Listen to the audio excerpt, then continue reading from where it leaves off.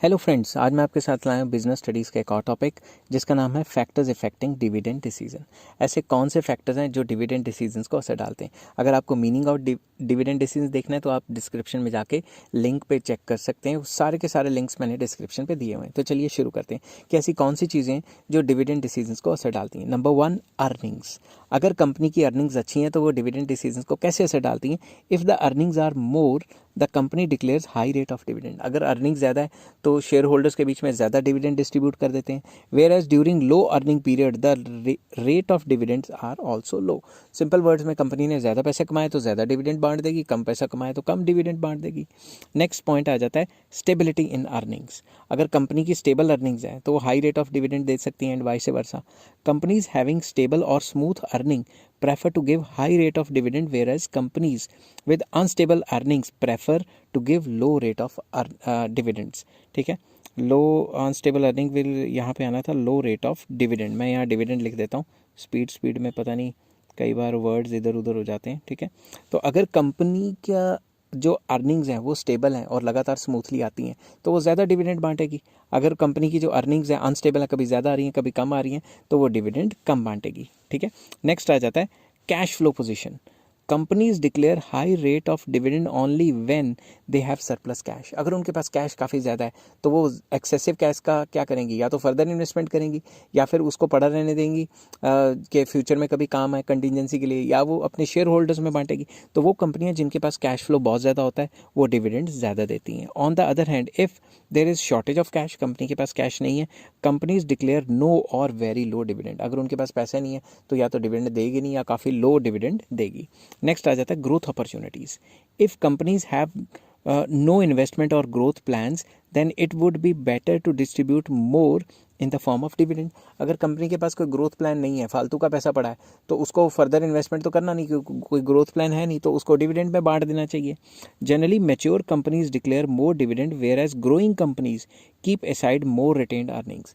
जो matured company है, बड़ी बड़ी कंपनियां हो चुकी हैं, वो क्या करती हैं, वो ज़्यादा डिविडेंड देती हैं, क्योंकि फर्दर इन्वेस्टमेंट उन्होंने और कोई कंपनी तो क्या ही खोलेंगे, वो ब्रांचेस खोल लेते हैं छोटी मोटी। मगर जो छोटी छोटी कंपनी है वो डिविडेंड कम देती हैं क्योंकि वो फर्दर इन्वेस्ट करके अपने आप को एक्सपैंड करती रहती हैं। ठीक है, नेक्स्ट आ जाता है stability of dividend. Some companies follow a stable dividend policy as it has better impact on shareholder and improves the reputation of the company in the share market.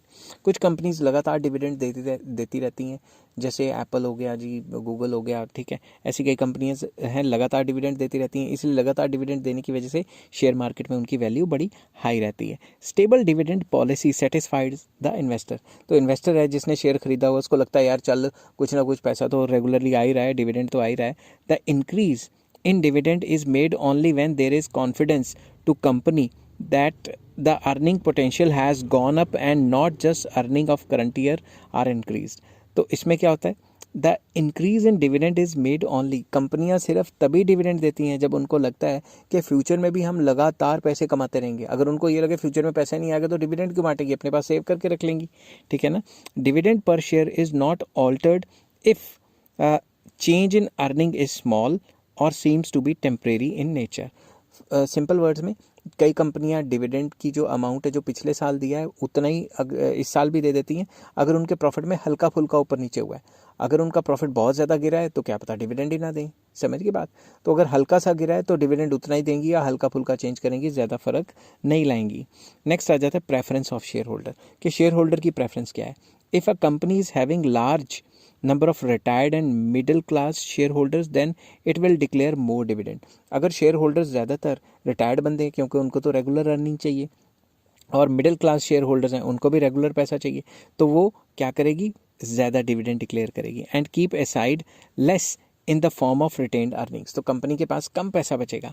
On the other hand, if the company is having large number of young and wealthy share holders, young share holder हैं जो risk लेने को तैयार हैं, तो वो कम dividend लेके भी अपना पैसा री इन्वेस्ट करते रहेंगे ना। जो कंपनी नहीं बांटेगी तो वो फर्दर इन्वेस्टमेंट के लिए रख लेगी। और वेल्दी इन्वेस्टर्स हैं जिन्होंने 10 जगह टांग फंसाई है, 10 जगह 10 कंपनी को शेयर खरीदे हैं, एक जगह से डिविडेंड ना भी आए तो कोई चक्कर नहीं, then it will prefer to keep aside more in the form of retain earnings, ताकि उनको और लो डिविडेंड देंगी, ताकि अगर कंपनी को पैसा चाहिए हो तो खड़े पैर उसी को री इन्वेस्ट कर करके डबल ट्रिपल किया जा सके पैसे को, ठीक है। नेक्स्ट आ जाता है taxation policy. If tax rate is high then the company prefers to pay less in the form of dividend, whereas if tax rate is low then company will declare higher dividends।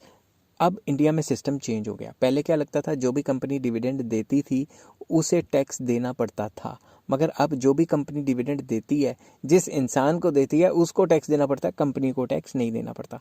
तो अगर dividend pay tax high होगा तो लोग discourage feel करेंगे, तो कंपनियां less dividend देंगी। अगर मतलब टैक्स रेट कम होंगे तो हर कोई कंपनी अच्छे से डिविडेंड दे भी सकती है और हर कोई इंसान खुशी से डिविडेंड ले भी लेगा।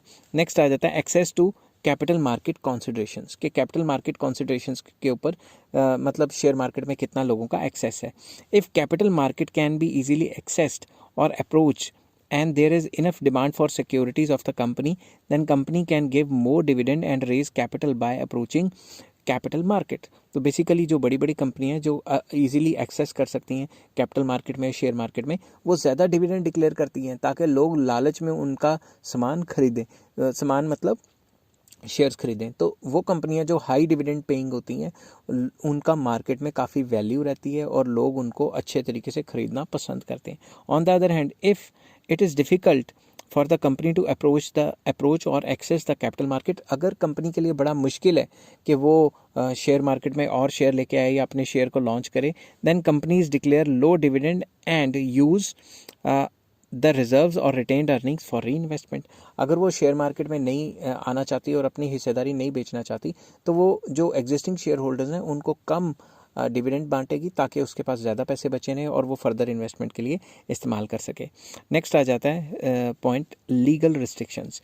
लीगल रूल्स रेगुलेशंस क्या कहते हैं? आप कोई भी कंपनी अपनी मनमर्जी से डिविडेंड नहीं बांट सकती, कुछ रूल्स हैं, उन्हीं के हिसाब से काम चल सकता है। Companies act has certain provisions regarding the payment of dividend. जो भी कंपनीज एक्ट है इंडिया में उसके कुछ रूल्स रेगुलेशंस हैं, उन्हीं को फॉलो करके डिविडेंड बांटा जा सकता है। Apart from the companies act there are certain internal provisions of the company, that is whether the company has enough cash flow या enough flow of cash to pay dividend और not. अगर company के पास cash flow नहीं है और dividend देने के पैसे नहीं है, उल्टा लोन लेके डिविडेंड बांट रही है, तो ऐसा तो नहीं होना चाहिए ना। The payment of dividend should not affect the liquidity of the company, कि जो पेमेंट ऑफ डिविडेंड है उसकी वजह से कंपनी की जेब में पैसे एकदम ख़त्म ही ना हो जाएं। ये ना हो कि जब उसे पैसे चाहिए तो उसको कर्जे ले लेके पूरे करने पड़ रहे हैं, ठीक है। तो कुछ लीगल रिस्ट्रिक्शंस है जो कंपनीज एक्ट में है, उन्हीं के हिसाब से काम करना पड़ता है। नेक्स्ट आ गया contractual constraints. When companies take long term loan, अगर कोई भी कंपनी लॉन्ग टर्म के लिए लोन लेती है, then the creditors may put some restrictions or constraints on the distribution of dividend and companies have to abide by these restrictions। एक company ने किसी में बल्क, किसी और जगह से फाइनेंशियल इंस्टीट्यूशन से बल्क में लोन ले लिया, तो लोन लेने पे कुछ कंडीशन दे देते हैं कि भाई तुम डिविडेंड नहीं बांटोगे, पहले लोन लिया तो लोन वापस करो ना, बाद में डिविडेंड बांटना। अगर डिविडेंड बांटने लगे, लोन के लिए पैसे वापस करने के लिए पैसे ना बचे फिर, तो कॉन्ट्रैक्चुअल कंस्ट्रेंट्स हो जाते हैं कि जो लोन वगैरह लिया हुआ है, जो लाइबिलिटीज़ चढ़ी हुई हैं पहले वो उतारनी है, ठीक है। नेक्स्ट आ जाता है स्टॉक मार्केट रिएक्शन। तो इसमें क्या आ जाता है, declaration of dividend has impact on the stock market as increase in the dividend is taken as good news in the stock market and prices of the securities rise and vice versa। तो जब भी declare होता है dividend तो किसी भी company के market में शेयर एकदम शूट अप कर जाते हैं, और अगर डिविडेंड कंपनी ने नहीं डिक्लेयर किया, मतलब लॉसेज वगैरह हो रहे हैं, तो प्राइसेस क्या होंगे, गिर जाएंगे। तो स्टॉक मार्केट कैसे रिएक्ट करेगा, ये भी डिविडेंड डिसीजंस को असर डालता है। आई होप ये वीडियो आपको पसंद आई होगी। अगर पसंद आई है तो please like, share and subscribe. Next video में मैं लेके आऊँगा फाइनेंशियल प्लानिंग, और सारे के सारे इस चैप्टर के लिंक आपको डिस्क्रिप्शन में मिल जाएंगे। Take care, have a nice day.